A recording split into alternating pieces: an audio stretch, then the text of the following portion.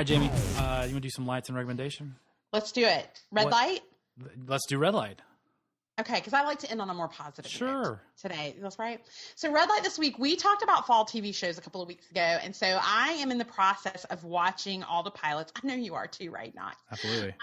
Right. So I have watched so far 6, well, I've really watched 8 TV show pilots, but 6 that have aired on TV that you can watch. And I wanted to just quickly lightning round, let the red light be seen and true, because sadly, new TV is not good. I watched The Mysteries of Laura with Deborah Messing. It was the worst show that I've ever seen on television. God bless you, Jamie. You should be able to claim that on your tax. I should get back all the time that I invested watching that. And Deborah Messing, you are beloved. You're a grace. You can do better than this. I'm telling you, you need to claim that on your tax return and be like, time wasted. Oh, it was so painful. Then I watched Red Band Society about cancer kids and kids in a hospital, and I thought, this is going to be stupid too. Nope, loved it. Because you and I were not bullish on that. We were not, and I was so surprised.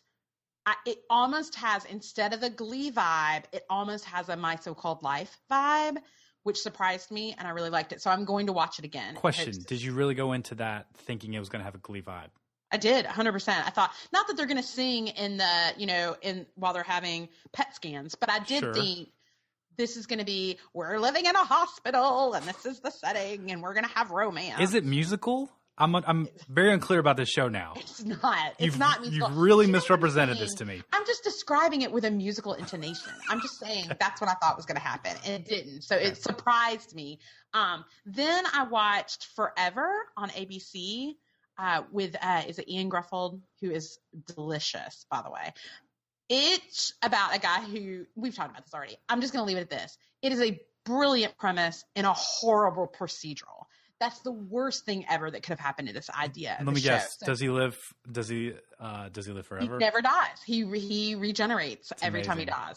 And he's a medical examiner. So it's like it's horrible. It's like they took a CW show and matched it with a CBS show and created an ABC show. It kind of sounds like that awful Colin Farrell movie that came out a couple months ago. Oh yeah, with the girl from Downton Abbey. Sure. Is it kind of like that? Even though we've given no specifics on it. No, it is kind of like that. But it does have a good premise. And Judd Hirsch is in it, who I love. Come on, Taxi, but he's bad. Anyway, so that was not good. I'll never watch. I probably won't watch that again. Scorpion on CBS that show is if CSI and Big Bang Theory had a baby, and then you wanted to drown it. Oh. It was horrible. I did not enjoy it. Catherine McPhee, you cannot play the Kaylee Cuoco role in this show. This is horrible. Then I watched 2, I'm going to give okay, like I'm going to try again. Madam Secretary surprised me with Téa Leoni on CBS. You liked it? And I liked it. Jamie, now I have to go back on everything you just said. I'm like, Jamie's on point. She's doing all this work for me. No, I didn't like it like I liked Red Band Society. But it was something that I was like, there's some potential for some arcs. So, and it wasn't until the very end. Is that your baseline for watching TV? It is. Well, I guess there's an arc here. I probably should watch it. No, but I thought Téa Leoni was good. I didn't know Tim Daly was in it. I love him. How old is Tim Daly? He looked 28, and he's 1,000 years old. Jamie, he was on Wings.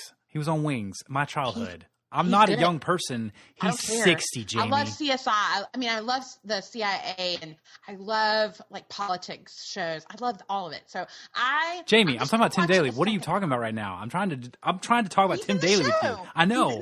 He's literally 60. I'm telling you. I'm reporting a fact. It doesn't change the fact that he's the Rob below. No, I'm saying that's amazing. That's amazing. I know. He looks so good. He's so good. I'm sorry. I'm sorry that you wanted to talk about the physical attractiveness of Tim Daly, and I did not allow you to do that. No, I'm saying good job, dude. I'm saying you are a part of my childhood, and I would like to give you credit. I'm not beholden to specific gender mores like Jamie Golden is.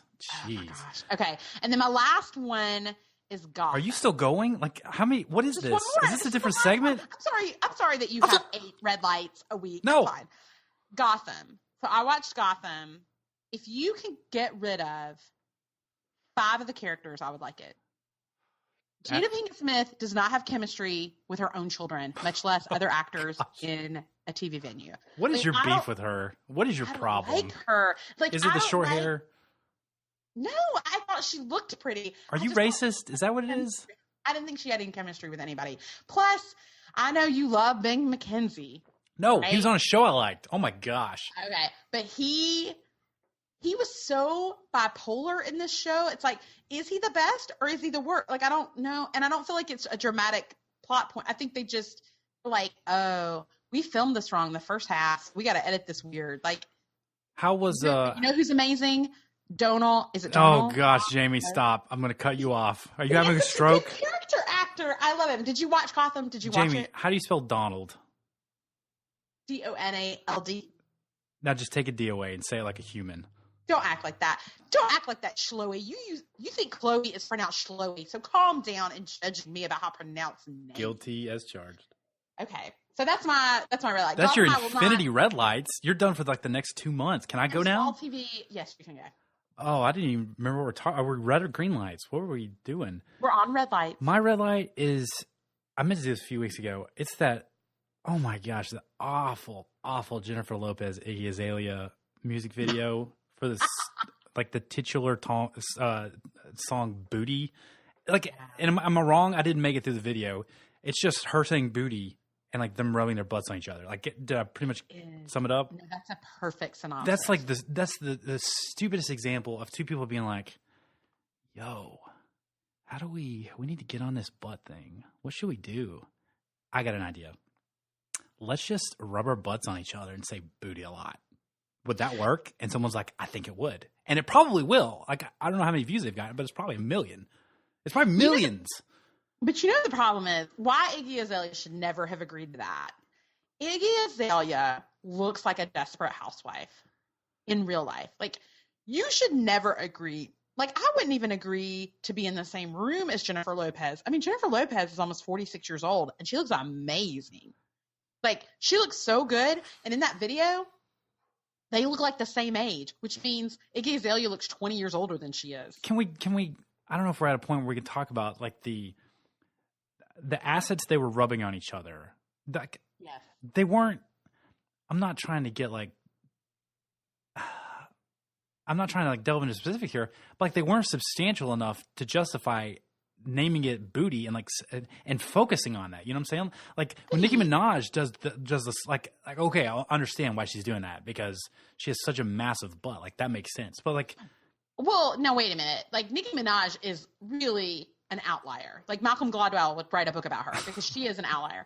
But like Jennifer Lopez and Iggy Azalea do have large rear areas. But I guess, you know what? I probably had just like booty fatigue or like booty PTSD because I watched that and I was like, I don't know. I don't think they deserve it. They don't deserve to be able to do this song, Jamie. Well, it's only because Nicki Minaj ruined it. She did. She just blasted the booty table like off the map. Yeah. But that's just such an awful, terrible song. It's the worst. It is like the crew just got together in a boardroom and said, let's write a song real quick. Have some ambition, you know? Do something with it, guys. Yeah. That's mine. So, all right. So my green light this week is musical in nature. So great segue is fall for me always means concerts. I don't know why. I just love going to concerts in the fall. And so I have a full schedule. Thankfully, a lot of people have actually decided to come to Birmingham, which I'm grateful for. But if you, like me, don't have everybody you want coming because you don't live in Atlanta or LA or Austin or wherever artists go, you can go two things I would recommend is iTunesFestival.com. Every day in September, there is an artist that performed hour and a half show. It's free on iTunes or Apple TV. I watched Jessie J's show yesterday. It made me love Jessie J. Like, love her. She's such a talented vocalist. She did take some hits at people who do not sing live, which was nice too. But some of my favorites, there's obviously been more than 23 shows, but I would recommend particularly Sam Smith, Pharrell, Ryan Adams did a great show, and we have feelings about Ryan Adams, but his show was really good. And didn't he marry Jessica Simpson's sister? That dude, Ryan Adams. You're horrible. You're horrible. That's a deep cut callback. That's a callback. Yeah.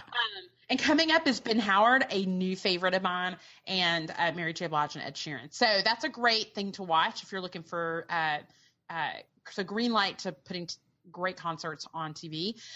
And of course, a great concert on TV is the Beyonce and Jay-Z HBO special On the Run. I'm gonna be real honest with you. Your lights have been all over the map today. They've been all over the map, Jamie. Listen, I'm a complex reader. Listen, I feel like I need to give you a red card. Saved by the Bell, and I watch Star Trek: The Next Generation. I'm a complex creature. Okay, so you're still going. You're not even done. Okay, keep going. No, listen. But if you don't have HBO or you don't have a password like I do, then my recommendation is just find the clip of Jay-Z and Beyonce singing Forever Young. It's ridiculously fantastic. And when you see Jay-Z in that home movie have Blue Ivy and he's doing push-ups with her, I mean, I started to tear up. It was amazing. By the time we're done with this podcast, I want to get to the root of grown men with like babies. Like, what's your thing? Where's that come from? Where's that stem from? It comes from my uterus. How about that? It comes from my ovaries. What's wrong with you? There we go. All right. You clearly, to watch so many women's shows as a child, you really don't understand women. How dare you? How dare you? Just below the belt. My Green Light's True Detective. They just cast Colin Farrell. Oh. It's a great choice, Lawrence Welk. Relax. Okay? It has an arc, so you'll love it. I just think that's a great call. I think it's going to be awesome, and I'm just excited about it. Sorry, I feel like I have to be short because you've gone on for so long with your lights. Okay, my recommendation this week is an app because because of family history and I'm an ADD survivor, I'm very likely to get dementia or Alzheimer's. So that's the Debbie Downer part of this episode. Did you see that sleeping medication has been shown to cause like spikes in Alzheimer's? Like Ambien or Lunesta? All that stuff. All that, yeah, no, I don't take that stuff. No, I sleep 9 hours naturally. I'm like, that's my spiritual gift is sleeping. But my recommendation is the app, or you can use it on desktop, is Lumosity. Lumosity is brain games. And so what it does is exercises all these core cognitive abilities, because I feel like I have to work my brain out since I won't work my muffin top out. And so you can work on things like memory or speed or problem solving. By the way, I do this. And it's free, but you can have a paid program. Like, I actually have a paid program. It's almost like having a trainer. I'm in the 99th percentile of problem solving. I'm in the 30th percentile of attention span. Wow. What? How do they rate that? So, like, are you still looking at this picture? Well, yeah. Like, how long can you look at something and then remember it? Or like, this was just on the screen. Does it look like the thing that was just on the screen? What? Like, that's exactly how I play that game. There's like 50 games. So there's 50 games that get at all of these things. And I am so not good at some of them. And then some of them, I'm amazing. All the math ones, I'm really great at. I'm good at math. Yeah. I don't have to be good at TV. I'm good at math. There you go, Jamie. Step ahead. My recommendation is there's a little podcast in the corner of the internet called WTF with Mark Maron. It's very good. There are some bad words sometimes. So Jamie's mom, don't listen. But yeah. Dax Shepard was on recently, and it's a really good interview. Just interesting dude. I'm not always like super high on him, but it's just a really interesting conversation. He talks some stuff about Justin Timberlake briefly, which is really funny, while he was on Punk'd, and he got Justin Timberlake. But it's a really interesting conversation, especially for like Kristen Bell. He talks about her a lot. But go check that out, download it, listen to it, and don't listen to it in front of your kids. I was going to say, in this episode alone, you have been not for Dax Shepard and again, like for him, like in this very episode. Listen, I'm not super dogmatic about things like you. Like, I can go like, hey, you're good here, but you're not here. And he's great on this podcast. He's not going to be great in The Judge, because that's going to be an awful movie. He's great in This Is Where I'll Leave You. All right.